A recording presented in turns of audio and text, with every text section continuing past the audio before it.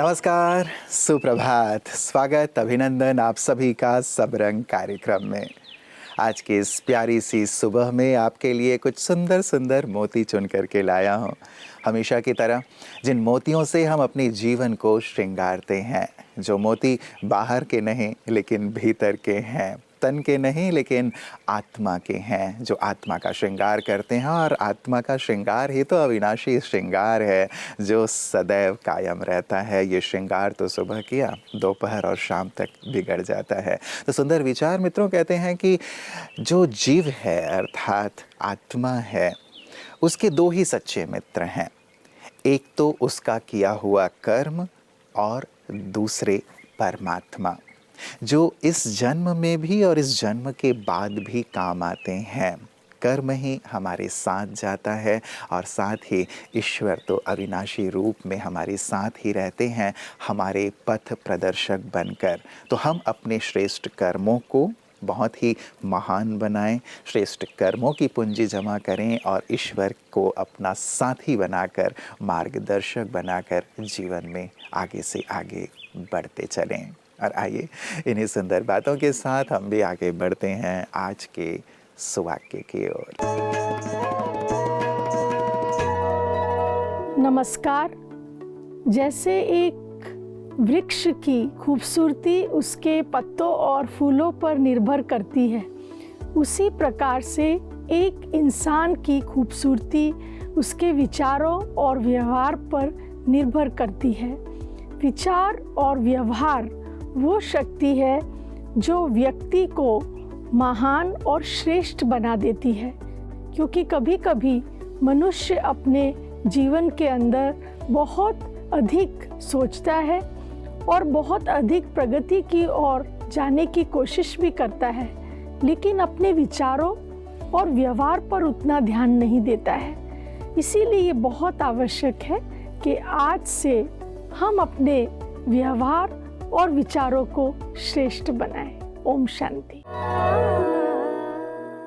मित्रों, जैसे कहा कि हमारे दो ही सच्चे मित्र हैं, वैसे ही जीवन में परेशान होने के दो ही कारण हैं।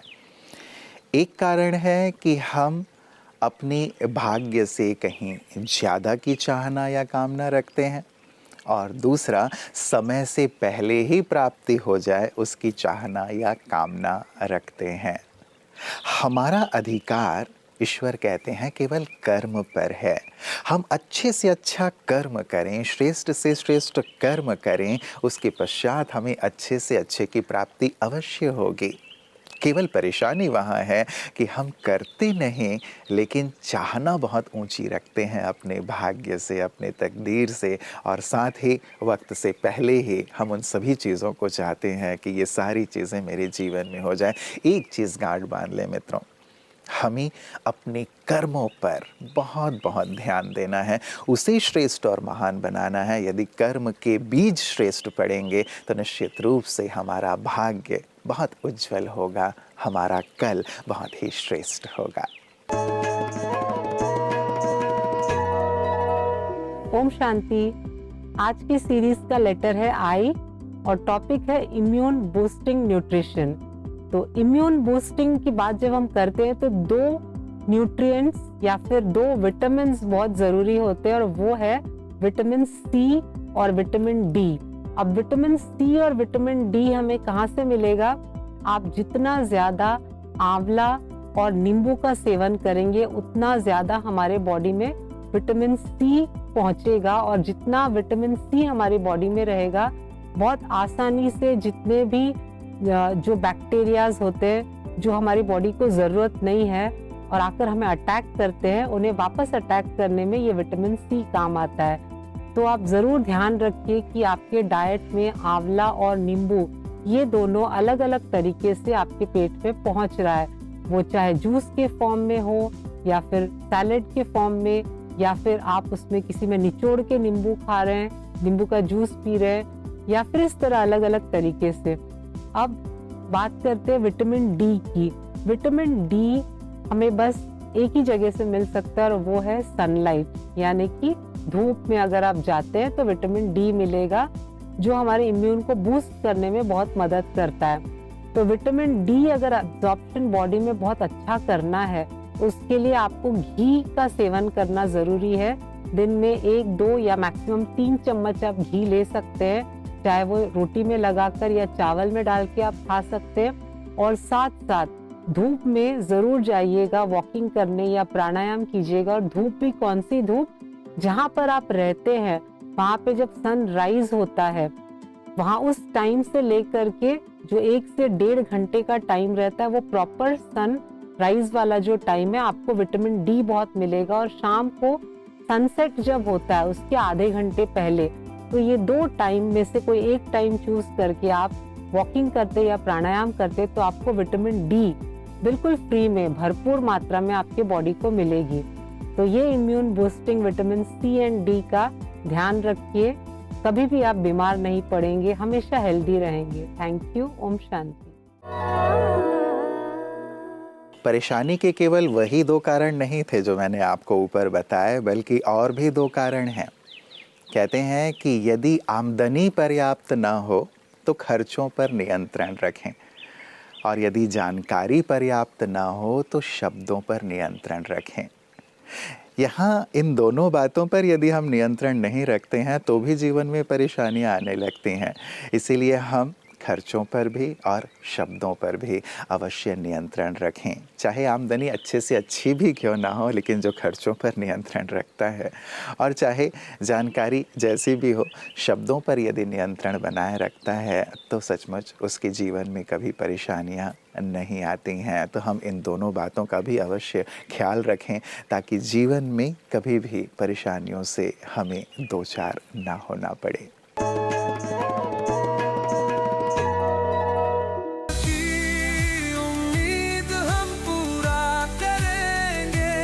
हर कदम आगे बढ़ते रहेंगे।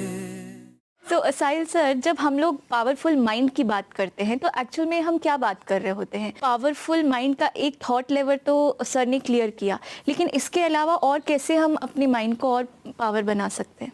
एक्चुअली जैसे मम्मी भाई ने बताया, पावरफुल माइंड और एक एलिवेटेड माइंड।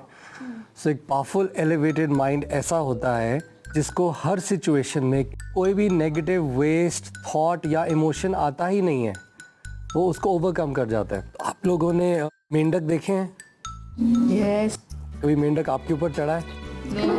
आप चढ़े हो मेंढक के ऊपर? अगर कोई मेंढक की तरह कूद के दिखाए तो उसको इसके बाद इनाम मिलेगा। एनीवन?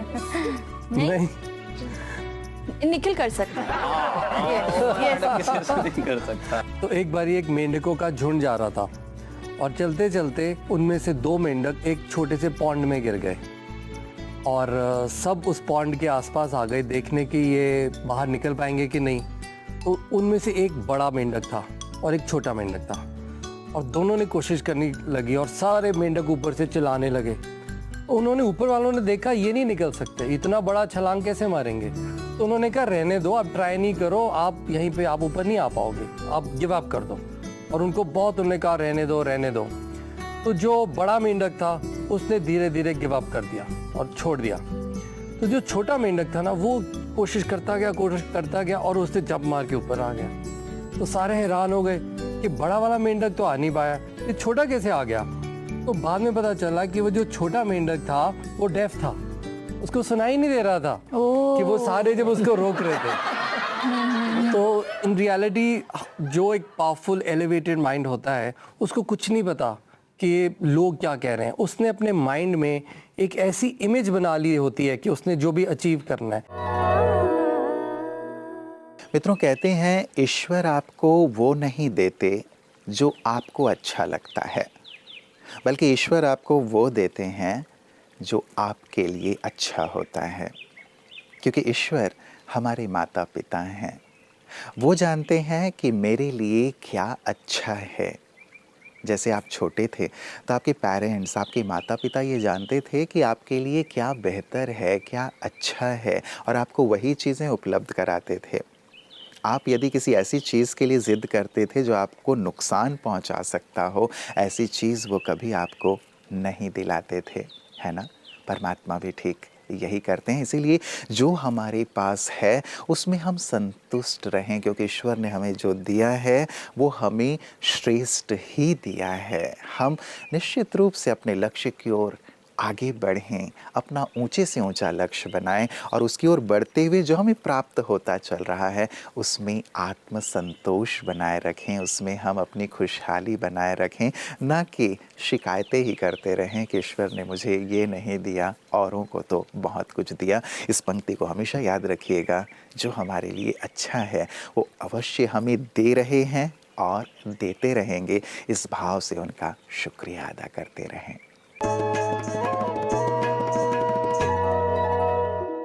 ओम शांति।